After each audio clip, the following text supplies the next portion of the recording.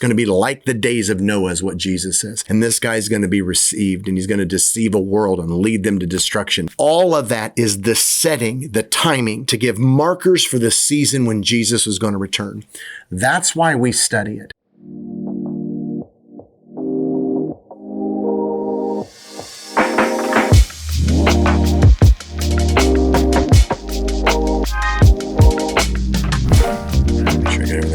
Set up here. And this is on the Antichrist timer. Daniel chapter 7, Daniel chapter 8, Daniel chapter 9. Stopwatch, that's it. And Daniel 10, 11. Everything else off? And 12. That one's off. All right, here we go. All right, timer's on. So we're continuing our study. Welcome back. I'm excited, man. It's Christmas. Got to be home for a few weeks and really excited to be into this study. It's a little bit nerve-wracking. I think I've expressed that a couple times. A little nerve-wracking going through all of this. Got a lot of years of study, and it's difficult not to get bogged down in the weeds because I didn't want to do. There's a lot of stuff I want to put out on this channel, and I want to deal with some questions and some issues that I can't always deal with when I go to churches in the pulpit. Like the whole women in ministry thing. That's not something that's really I deal with when I go to churches. And the marriage and gender and redeemed sexuality stuff. I don't really deal with that when I go into the pulpit. So sometimes I do, but there's some things I wanted to tackle on this channel, and eschatology is one of them. And so this week we're going to look at the Antichrist, and really, I want to focus in on Daniel. Before we get into that, I wanted to say really quickly, if you have any questions, I shut down the questions on this because especially with the one on Isaiah 66, there was I don't know how it made it over to the Middle East, but some folks from the Middle East watched it, and there was like a ton of people that were like trashing me and Israel and, making jihad statements literally on my comments. And I was like, yeah, probably not.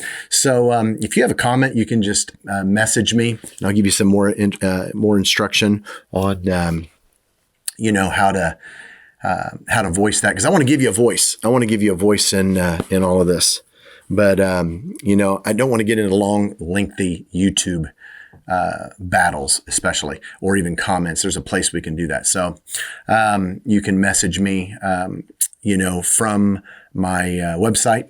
We have a contact page there, and so or on any of our social media stuff. So want to give you the opportunity to do that. Now we also have, and you can email me. I'm getting questions from people, which I love.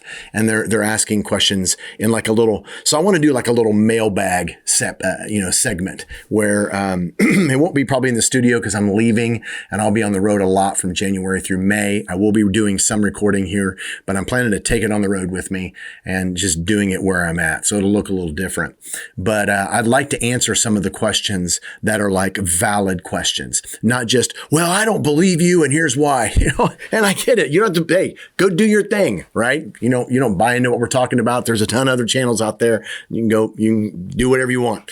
But if you have some honest questions about what I'm studying and some of the conclusions I'm coming to, I'd like to answer those in a mailbag, do a few mailbag segments on this topic. And I'm planning on do some of those in our women in ministry, especially because I'm getting some healthy pushback. People are like, I've never heard this before. So yeah, would like to be able to do that. Now, just again, to reiterate some parameters for the eschatology, prophecy, and I said this the last couple times, but prophecy was never given. This is really important.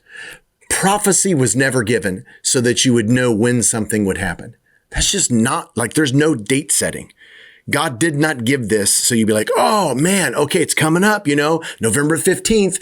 That's not why prophecy was given. Prophecy was given so that when it happened, you would know that it happened.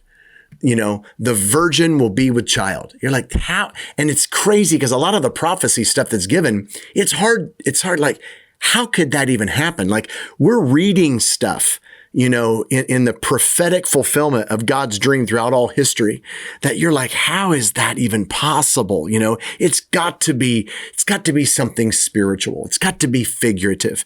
Well, if you get into specifically prophecy, but in biblical interpretation, the plain meaning of the text is oftentimes what it is. There was no spiritualizing of the virgin will be with child. That's just how it was. Okay. So there's a lot of things that don't make sense. Now there's certain aspects, especially when we get into Revelation, a lot of imagery, language, a dragon standing on the edge of the sea, or beast coming out of the sea. Okay. I mean, that stuff's obviously going to be, has a history of being not only figurative, but it's interpreted as such. In Daniel, we're looking at the four beasts in Daniel chapter 7. We're going to get into that today. The angel Gabriel interprets that. He's like, these four beasts represent four kingdoms that are going to come upon the earth. Okay. So that's literally what it is. So, if you have any questions on that, hey, message me. I'd love to go through it. And, I'd love to be able to go into detail on that. But prophecy, and even the language therein, as strange as it may be, was not given so we would know when, but it was given so that when it happened, we would know that it happened. And you're supposed to know the season in which you're in. A lot of this stuff, you're going to begin to look around and say, this is happening. Like, this is happening before our eyes. Like, Israel being established as a nation, that's a legitimate thing that happened in 1948. You just go back and read it. And so, having said that, let's jump into it. We're looking at the Antichrist today, and he's an actual person.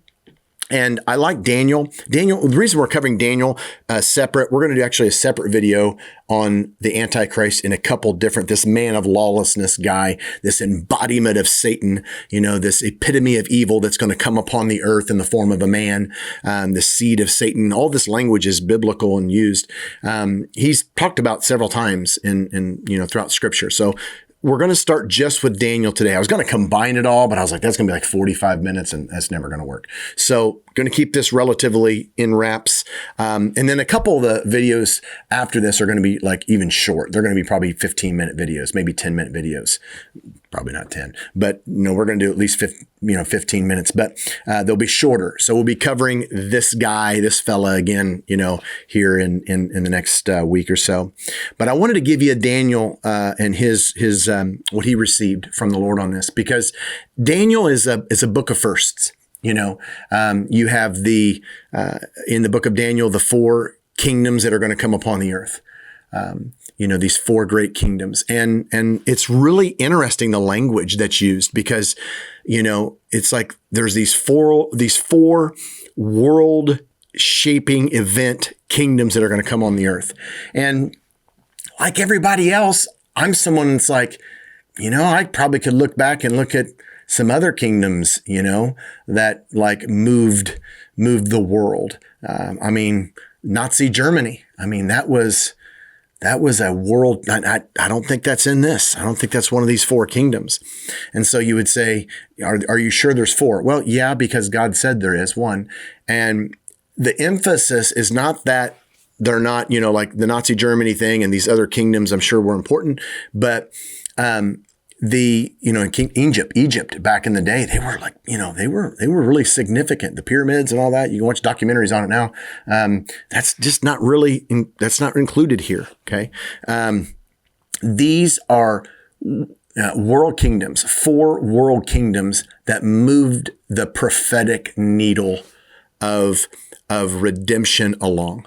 In other words, now hear that. That's really important. There are four kingdoms that come upon the earth that are like, there's these time-generated pieces that take the world one step closer to the fulfillment of redeeming mankind. And the characteristics of that are set by God alone, not by man. It's not by power. It's not by might. It's not, look what's going on. Look at the United States today. Well, and look at China, and look at some of these massive countries, over time. Look at Great Britain and some of the things that, some of the kingdoms in Europe, some of the, what do you want to call countries? You want to call them the countries? There's some significant countries throughout time that really were important, but there's certain, groups of people or kingdoms that have been set in place by God for his purpose, and he brings fulfillment through them. Israel is one of them. Like Israel, that little spot of land over there that's the size of New Jersey, I guess. Like that's really significant. That's a needle mover. Okay. So we're going to read some things that are hard to kind of like wrap our mind around. And what I'm trying to do in this segment, in these videos, is to give you some handles to process, so that you can go in and study it for yourself and just kind of give you some boundaries and even some resources. So having said that, let's jump into it. The Antichrist surfaces here for the first time. It's one of Daniel's first in Daniel chapter 7. So today we're going to look at Daniel chapter 7, 8, 9, 10, 11, and 12. So just going to zip through these chapters very quickly. I want to give you an overview. We're going to get more into this guy when we get into the New Testament in a couple different places, 3 actually.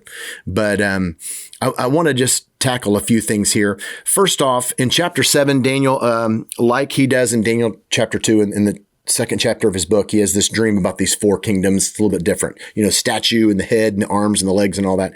Here it's 4 beasts.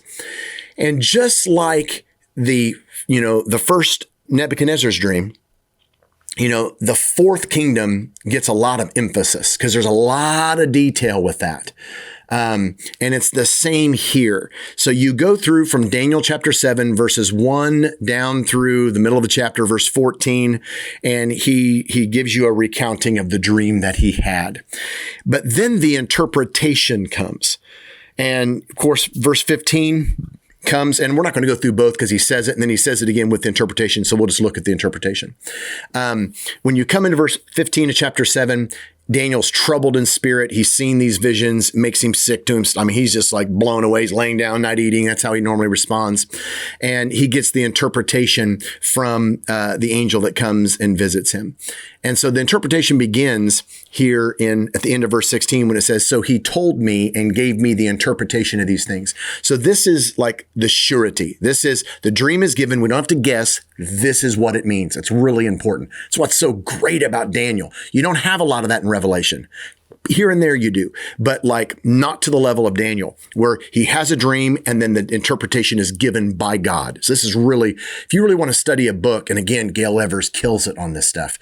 She's just and there's other resources out there, but she does a really good job on this in terms of just highlighting this is given, and he takes away the guesswork, takes away the guesswork for us. This is what it means. Okay.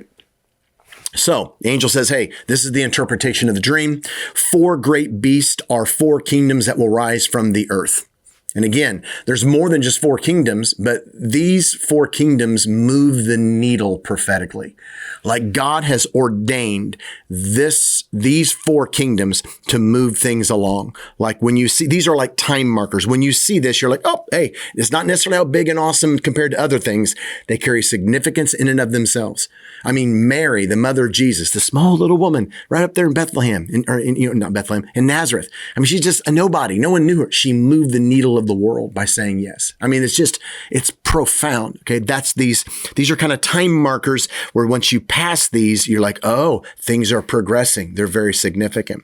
And so, these 4 great, kingdoms are going to rise on the earth, but the saints of the Most High will receive the kingdom and possess it forever. Yes, forever and ever. And when he mentions saints there, he's not talking about Jews. He's talking about obviously what now are Jews and Gentiles coming together to form the bride of Christ, the church, the saints, the holy ones of God. That's that language. So what Daniel does is he asks after being told what the 4 beasts are, he wants to know the meaning of the 4th beast. He cuts to the chase. Just like in Nebuchadnezzar's vision, you have the first, 3 kingdoms. This 4th kingdom is really interesting.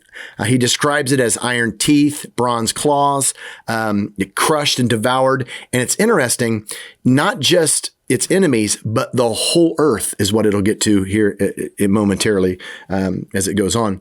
So he wants to know about that. And specifically, he wants to know about the 10 horns on its head and about the other horn that came up before which 3 of them fell. The horn that looked more imposing than the others, and that had eyes and a mouth that spoke boastfully. And so he's actually watching verse 21 as this horn is going on this rampage and the things that it's saying and things that it's doing. It's obviously a man. And so in verse 23, you get this interpretation. Now we're going to learn more about these 10 horns appear throughout Revelation in a couple places in particular, and they'll be described as 10 kings and 10 kingdoms. Or 10 kings in a kingdom. So we'll get to that when we get into Revelation. But he gave me this explanation in verse 23. The fourth beast is a fourth kingdom that will appear on the earth. It will be different from all the other kingdoms. And specifically, it's talking about these other 3, but this one is just different. It will devour not just its enemies, the whole earth. Not any of the other 3 kingdoms. Of course, this is what he mentions. They're described like that. This kingdom is going to be different. The 10 horns are 10 kings who will come from this one kingdom. And you learn in Revelation that it's not like 10 successively, like they're all operating at the same time. It's like a coalition kind of a thing. We got that, if you remember, in the dream of Nebuchadnezzar of the 10 toes, but they were divided. They weren't like, they were almost like, it's almost like a coalition. Like there was arguments that didn't get along. And you're going to read about that, as we go along in this series. There'll be tension between them and sometimes even war. So these are our 10 kings are going to come from this one kingdom. But after them, another king will arise, different from the early ones. He'll subdue 3 kings. That's the little horn that's just described in this verse before, the horn that comes up and displants 3 horns. He'll speak against the Most High. He's going to do all this terrible stuff. But the courts in verse 26 are going to sit, and his power is going to be taken away and completely destroyed. And then you have, of course, Daniel saying in verse 28, this is the end of the matter. He was deeply troubled. Poor Daniel. He's always deeply troubled when he gets this dream. And so now it's interesting that there are some scholars who say, well, this will be fulfilled. It's not for our time. The whole narrative of chapter 7, 8, and 9, 10, 11, and 12, and you're going to see it because we're going to walk through it right now. This is focused on the end of days. This is not something that was fulfilled 2,000 years ago.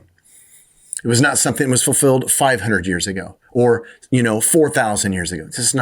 That's not the case. Okay. So, and it couldn't have been for 4,000 years ago because this wasn't written 4,000 years ago, but this wasn't something that was fulfilled, back right before Jesus or right after Jesus in that time period. This is an end of times kind of a deal. And there are things that are leading up to it. Like when he gives you, when Gabriel, whoever it is that's interpreting, most of the time it's Gabriel, he's giving the interpretation to Daniel. There's events that are leading up. So when you come into chapter 8, this is clearly the case. You have Daniel's vision of a ram and a goat. And this is so good because here, Daniel has like this vision. It's not a dream. It's this open vision. It's in chapter 8, verse 1. It's in the reign of King Belshazzar, and he has this vision. And in his vision, he sees himself in the citadel of Susa, and there's a couple different things going on. There are some people that are going to show up, but he sees this ram with 2 horns standing beside the canal, and the horns were long. One horn was longer than the other, but grew up later. Now, again, I referenced Gail Evers because of all of the courses I took. I love her because she's really big in history. She's really great in going back and looking at some of the details of this being fulfilled. And this here is a fulfillment. This picture of this ram is of the kingdom of Media-Persia.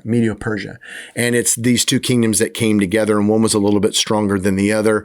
And it's going to war with this goat that's coming up, who's the kingdom of Greece and Alexander the Great. And she walks you through all of that. And it's just beautiful, right out of text with history, paired with a couple other passages where these are specifically named. This is this kingdom and this is that kingdom.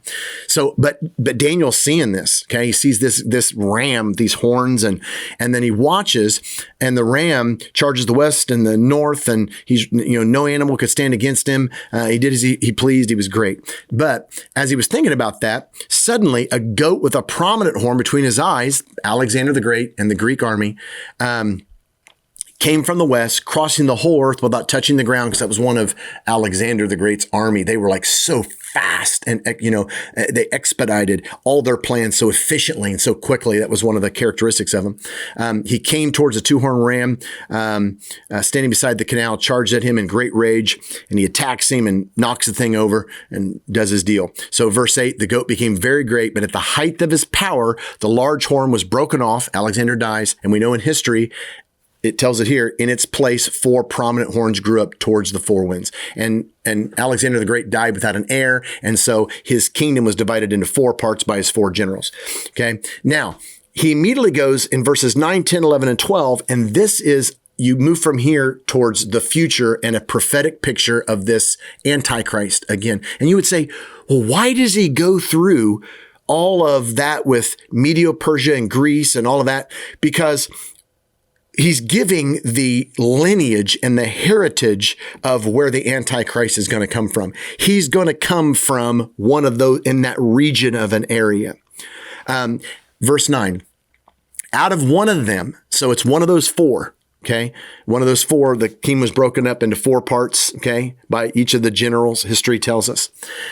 Out of one of those comes another horn, which started small, but grew in power to the south, to the east, and towards the beautiful land. It grew until it reached the host of heaven. It threw some of the starry hosts down to the earth and trampled on them.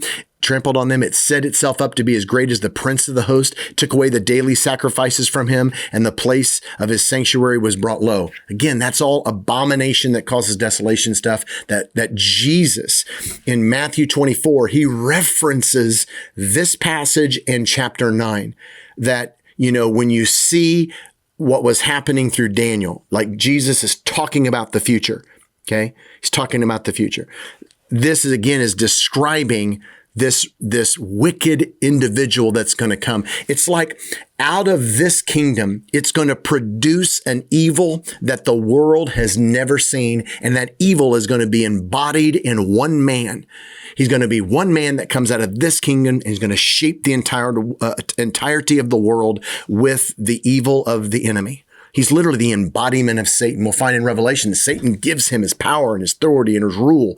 Like he has a whole demonic resource to him. It's actually really frightening. So this is what's being described here. And the last part is verse 12.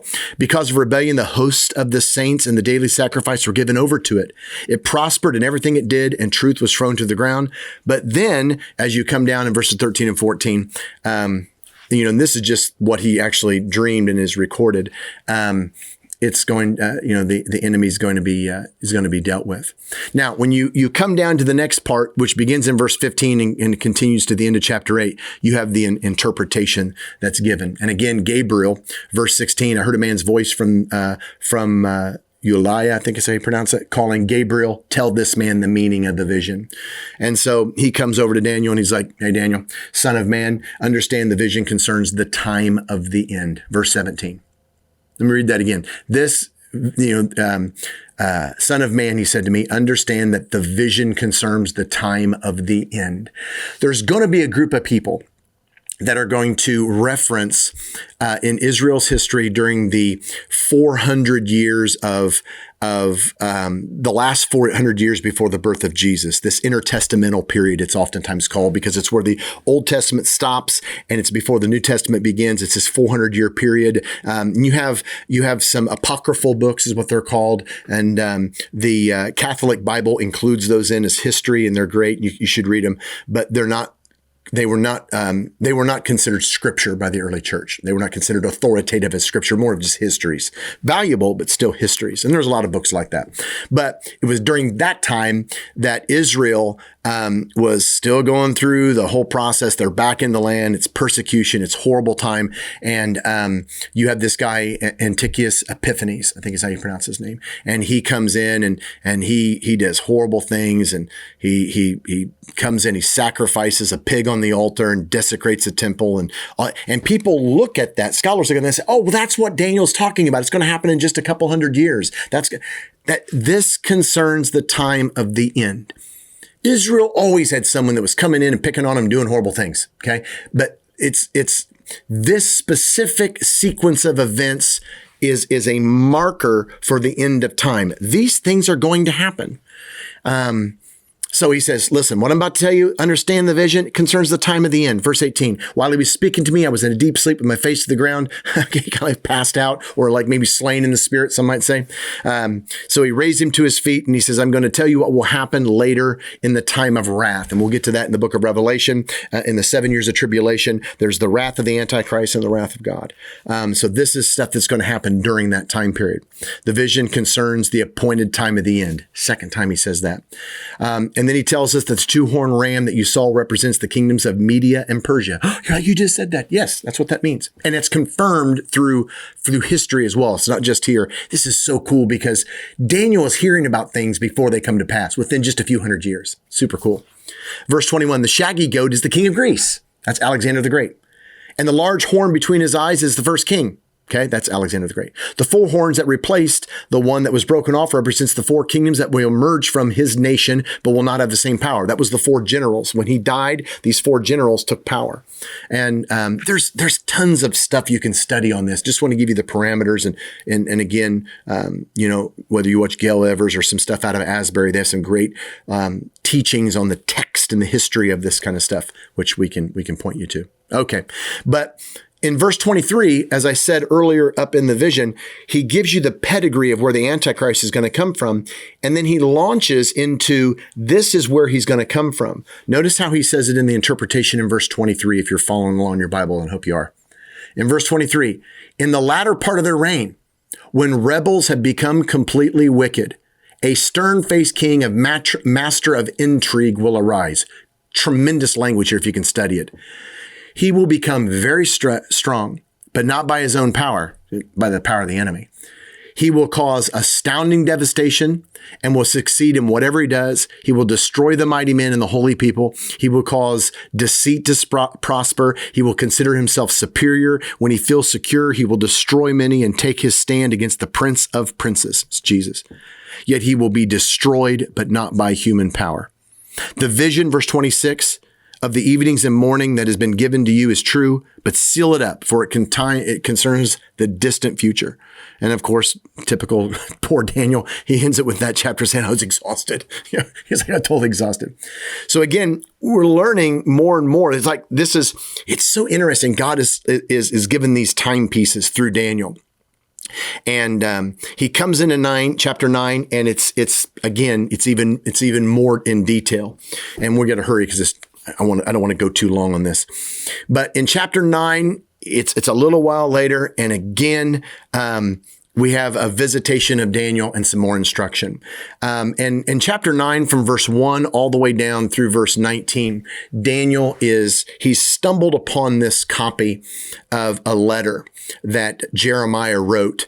So after Jeremiah wrote from probably Egypt, actually, or right before he left with Egypt, and I'll explain that in a second, but it's concerning his prophecy that God said that Israel was going to go into captivity for 70 years. So they had lived in rebellion, not letting the land rest for 490 years, and which is they were supposed to, farm the land for 6 years, and then on the 7th year, give it a Sabbath rest. And they missed that process for, 70 times, which equals 490 years. So God kicked him out of the land, and he said, I'm taking all that back, and we're going to give the land the 70 years of rest that it's supposed to have. Because again, the land doesn't belong to Israel. The land belongs to God, whom he's going to give as an inheritance for his son and his bride, the kingdom. So they've been poor stewards of the land, so they're taken into exile. But after 70 years, they're going to go back. So Daniel gets up one day in verse 1, or verse 2, in the first year of his reign, I, Daniel, this is this king, Darius Xerxes, in verse 2, he says, I understood from the scriptures, according to the word of the Lord given to Jeremiah the prophet, that the desolation of Jerusalem would only last 70 years. So I turn to God and he begins to pray. So his whole prayer all the way down through verse 19, this prayer of confession and repentance. He's calling, hey, God, it's been 70 years. Check the calendar. We're ready to go back. He knows the time is happening. And so he begins to cry out. Well, in response to that, and I also said I would explain this. So when Israel was deported, there was 3 deportations. I covered this in the last video, I think, or the Land of Promise video. You can go watch it. But there were 3 different deportations. Some say 4, but there really was just, and most scholars believe there was 3. And so one was like a little, I think maybe 605, then one right around 600, maybe 597 or 98, and then 586 when the temple was destroyed. Those are the 3 deportations. And after the last deportation, it was basically just a slaughter. And then they just, they only took, I think what the scholars say is like a little under 1,000 people were the only ones that were not killed that were taken. I mean, it was bad. It was real bad. But Jeremiah is actually left. He never goes into exile. Ezekiel goes into exile. Daniel goes into exile. Ezekiel's ministry takes place there. Daniel's ministry takes place there in Babylon. Daniel gives you account of that. Jeremiah didn't. Jeremiah takes basically those who were left. It was an uninhabitable land. It became illegal for Jews to be there. And so Jeremiah takes up these guys and they go to Egypt, and he's writing these letters to the exiles saying, hey, go read Jeremiah. I mean, he's given all this instruction, multiply and settle in the land. And, hey, come on, don't go extinct. God has plans for you. 70 years, you're going back. Your kids are going to go back, all that kind of stuff. Okay. Having said that, this is what Daniel sees. I hope that was worth it. So, Daniel's seeing this and he's like, we're getting ready to go home. He finds a letter, it's who knows how he got it, just kind of an email buried in your junk folder. So he's reading this. And then down in verse 20, while I was speaking and praying, okay, so he's crying out to God and praying, confessing my sin and the sin of my people Israel to make requests for the Lord and his holy hill. While I was in prayer, Gabriel, and he calls him a man, he's an angel. This guy that he's seen in his early, vision, he comes to me in swift flight. So it wasn't like on Delta, okay? So this is an angel. He comes in swift flight about the time of the evening sacrifice. And he's like, Daniel, I'm here. And it's hilarious, in my opinion, because he's like, listen, man. And he'll say this, he's always coming in. He's out of breath. He's like, oh man, dude, you ain't gonna believe what I've been coming at. Like, it's like the days of our lives in the angelic realm. He's always kind of hinting at that. We'll get to that in chapter 10 next in a minute or two. It's really funny. But he comes and he says to Daniel, I've come to give you insight and understanding. And he says, and we're going to go through this in a later video when we go specifically into the 7 years of tribulation, because there's a timing that we need to go into. We don't have time in this video, but the 77s, okay? The 490 years. Okay, 70, I think it's 77s. So there's 490 years, 7 times 7, 490, yeah. So 77s. These are not weeks of sevens, because it just doesn't fit. If you look at these as weeks, most scholars look at them as years. He's like, there are basically 490 years that are left for your people. Listen how he says it. 77s are decreed for your people and your holy city. Not Gentiles, not America, not Russia. Okay, that there are 490 years left. And you're like, that was like, 2,500 years ago. That was maybe, about 2,500 years ago, maybe a little bit more. The timing's off. Well, we're going to go through all of that because he divides this up. Notice what he says in verse 24. 77s are decreed for your people, your holy city, to finish transgressions, to put an end to sin, to atone for wickedness, to bring in everlasting righteousness, to seal up vision and prophecy, and to anoint the most holy. Like, the whole thing is going to be done. I'm settling all debts. This is how long it's going to take me. But it's broken up. And we're going to go through again this in a later video. But verse 26, give you this. After 60, we go back up. There will be, in the middle of verse 25, it says there will be 7 sevens and 62 sevens. And it will be rebuilt. After 62 sevens, the anointing will be cut off and have nothing. And then there'll be 1 7 left. This is where we're going to pick it up. So this 490 years is divided up. It's not all going to happen. It's not going to be linear. It's not going to be 490 years, we're done. It's going to be like 7 sevens. And then immediately after that, we're going to start 62 sevens. And then there's going to be a break before this last 7 comes to fulfillment. That's the 7 years of tribulation. And it's centered on, again, hear this. The 7 years of tribulation is not about Gentiles. I don't care who you are. It's not even about the church. It's about Israel. It's for you and your people. Daniel chapter 9. Go read it. 24, 25, 26, 27. Verse 27. 77s are decreed for your people and your holy city. This is the deal. God still has plans for Israel. Israel is relevant today as a timepiece for the coming of Jesus by God's design. I'm not nullifying or, there's a lot of Christians who are like, hold on, the church and the bride, it's literally in our time, there's Israel, the bride, and Gentiles. Now, the Israel or Jews can be a part of the bride, okay? Romans chapters 9, 10, 11 is all about, God desiring to take Jews and Gentiles together, and they kind of forsake all their past and they become one underneath Christ. So in Christ, there's neither Jew nor Greek, slave nor free, male nor female. Our identity is in him. But for those who have not national Israel, there's still a plan based on what Paul says in Romans chapter 11, which we're going to get to, I think, in the next 2 weeks. There's a plan still, for in regards to the promises that God made to the patriarchs.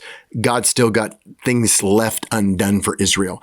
The Messiah is going to come back and sit on the throne of David in fulfillment of what God promised. Okay, so this timing is really significant. I hope that made sense. Watch it over again or message me if you have some questions. But this part is really significant. So anyway, but the last 7, the reason we're bringing this up is not to go through all the timing, but the last 7 deals with the Antichrist in particular. Verse 27, this is our guy, he will confirm a covenant with many. So the Antichrist is going to be identified. And of course, you can read other things and the evilness of him, but one of the way we'll be able to identify him is he's going to broker a covenant with many, not with Israel, but with many for one of the last 7 years of human history, and it'll be in relationship to Israel somehow. But in the middle of that 7 years, he will put an end to sacrifice and offerings, and on a wing of the temple, he will set up an abomination that causes desolation until the end that is decreed is poured out on him. Again, that's not Antiochus Epiphanes, who did something similar to that. That's not him. This is end of times kind of stuff.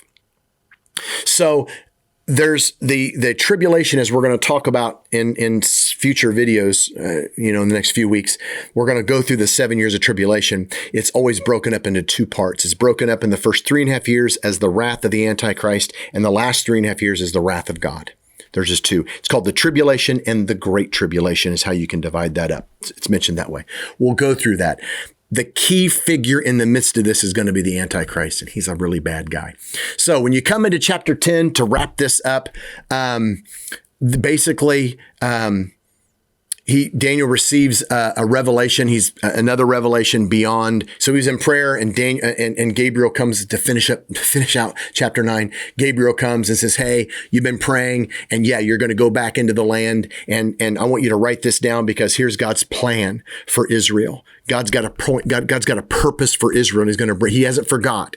And there's 490 years to seal up everything that he wants to do with Israel. When you come into chapter 10, he has another revelation, and again, this all surrounds.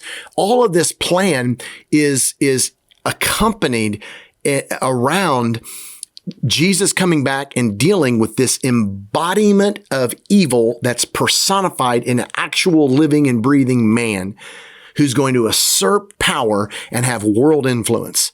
He's known as the Antichrist. Chapter 7, chapter 8, chapter 9 all speak of him, and chapter 10 as well. So in this one, he has another vision. Its message, verse 1, its message was true, and it concerned a great war. The understanding of the message came to him in a vision. At that time, I, Daniel, mourned for 3 weeks. Poor guy. He ate no choice foods, bad time. So when you come into chapter 10, you go through the first half. Gabriel comes, and he says in verse 12, Daniel, verse 11, you're highly esteemed. Consider carefully the words I'm about to speak to you. He says in verse 12, do not be afraid. Since the first day you set your mind to gain understanding, to humble yourself before your God, your words were heard, and I've come in response to them. So Daniel's had this vision, which he's going to talk about in chapters 11 and 12. This is Gabriel who's coming, who's going to help him understand it. And so in the midst of this, though, Gabriel's like, dude, I'm sorry I'm late. I wanted to get here on time. But he says in verse 13, but the Persian kingdom, the prince, and that should be translated principality. This is spiritual. The principality, the Persian kingdom resisted me 21 days. Then Michael, one of the chief princes, came to help me because I was detained there with the king of Persia. Daniel's sitting there like, what? Like there's all this days in the lives of the angelic war that they know nothing about at that time, Daniel and humanity. But he says in verse 14, in the midst of, sorry, I'm late, he says, I've come to explain to you what will happen to your people in the future, for the vision concerns a time yet to come. So he comes down and he says, at the end of this little chapter, reinforcing, do you know why I've come to you? I'm going to fight against the prince of Persia. I've got to return to fight against the prince of Persia. After him, the prince of Greece is going to come. He's seen that in the earlier vision. So he's involved in all of this, and Michael with him. Then he comes into the last section, which is 11 and 12. And some of this is immediate history before you get into he tells about the immediate history, which is the chessboard being set up for things that will produce this Antichrist figure, which is also when Jesus comes back and deals with that guy. Okay. And there's world culminating events there. So the immediate future that he gets into, again, comes down to Media, Persia, and Greece. And this is all talked about here in chapter 11, basically. And when you come down to chapter 11, verse 36, he begins to hint towards some of this is about the Antichrist. Okay, this guy's gonna come, but it really gets pinpointed in chapter 12 in fact, chapter 12 in my translation reads the end times. And at that time, Michael, the great prince who protects your people, will arise. There will be a time of distress, such as not happened from the beginning of the nations. But at that time, your people, and he just begins to explain, and you can read all of this. But again, this is all concerning the time of the end. And he says, write this stuff down, go your way, because this is going to happen, but I want a record of it. Okay. So Daniel chapter 7, 8, 9, 10, and 11. To give you some handles, this concerns Israel, and you're going to have these 4 kingdoms that are going to be like markers on a highway. The exit you're looking for is 30 miles. Oh, now it's like 20 miles. Now it's 10 miles. Oh, it's just around a corner. That's what these 4 kingdoms represent. And the last kingdom is going to produce a wickedness the world has never seen before. And is going to be the embodiment of the enemy. And it's going to be in a time, and you heard about some of the language Gabriel uses, that where rebels are completely wicked. It's just going to be wickedness all over the earth. It's going to be like the days of Noah, is what Jesus says. And this guy's going to be received, and he's going to deceive a world and lead them to destruction. There's going to be massive persecution against the saints. And all of that is the setting, the timing to give markers for the season when Jesus was going to return. That's why we study it. We don't study it to figure out who the Antichrist is. We don't study it to figure out, what's coming up. Well, we see this, and it's not that kind of a thing. This is giving us a picture of the world and what it's going to look like right before or during the culmination of Jesus coming and settling all that God, set forth for him to settle for, bringing in his dream for humanity. I think that's the best way to say it. So that's the purpose of the Antichrist and the purpose of these visions that are written down. Just like there were the 333 prophecies about Jesus' first coming. It wasn't about to find out when exactly it would happen. They were given so that when it happened, we knew it was here. We knew the season. Jesus would come into Israel and he criticized the leaders of Israel, the people of Israel. How could you not know the season in which we live? You can tell when it's going to get hot. You can tell when the wind's blowing, and you can tell it's going to rain. How can you not know the season, the spiritual? Like God himself came and lived among them and they didn't know. And he criticized him for it. God does not want to keep us in the dark. That's why you have these prophecies that are clearly say end times. And they're marked by culture. They're marked by kingdoms. They're marked by individuals, by events that are going to come to pass. And when we see these events, we're going to be, that's it. And it's going to match, and we're going to know it when we see it. And so that's why this is given. So I wanted to give an overview and would encourage you to get into chapter 7, 8, 9, 10, 11, 12, and just really grapple with that language. Watch some of the courses in the books that I'm going to reference. We're going to come back and we're going to look specifically into chapter 9 at the timing of the 70 weeks. That's going to be really important. Chapter 9, beginning at verse 20. All the way down through the end of the chapter, but really verses 24, 25, and 26. There's timing, there's specific language that's used here. It's so good. And I got a book I want to recommend. He was the guy that first kind of laid out the timing of all this stuff. Sir Robert Anderson. It's a really, we'll have a picture of that book that'll come up to kind of preview it so you can see it.